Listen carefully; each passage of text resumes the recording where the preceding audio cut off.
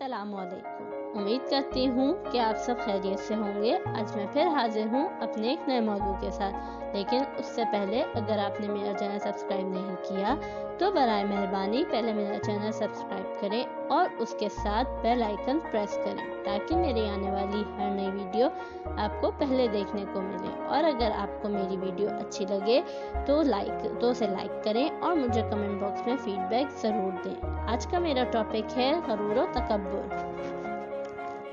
जैसा कि हम सब जानते हैं कि आज के दौर में लोग कामयाबी की सीढ़ियाँ चढ़ते चढ़ते अपने आप को एक बहुत बड़ा इंसान समझने लगते हैं। वो इतना गरूर तकब्बुर का शिकार हो जाते हैं कि वो क्या कुछ कर रहे हैं या उनके रवैये की वजह से आसपास क्या कुछ हो रहा है उनको समझ ही नहीं आती। उन्हें अपने गरूर में इस बात का एहसास भी नहीं होता कि वो दूसरों के साथ गलत कर रहे हैं। उन्हें बस अपना आप नज़र आता है और वो बस यही सोचते रहते हैं कि उन्हें किसी इंसान या किसी चीज़ से क्या फ़ायदा होगा या फ़ायदा होगा भी कि नहीं। कहा जाता है कि गरूर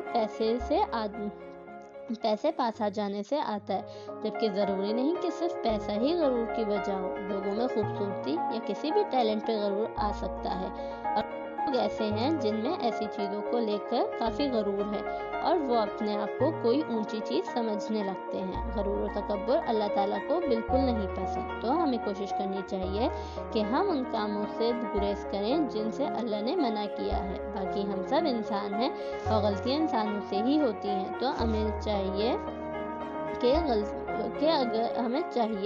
कि अगर गलती से कुछ ऐसा हो जाए तो अल्लाह से सच्चे दिल से माफ़ी मांगे। बेशक हमारा बहुत गफूर रहीम है। तो अगर हम इससे सच्चे दिल से माफ़ी मांगें और ये नियत कर लें कि हम दोबारा ऐसा नहीं करेंगे तो वो हमें ज़रूर माफ़ कर देगा। जज़ाकल्लाह। अल्लाह हाफ़िज़।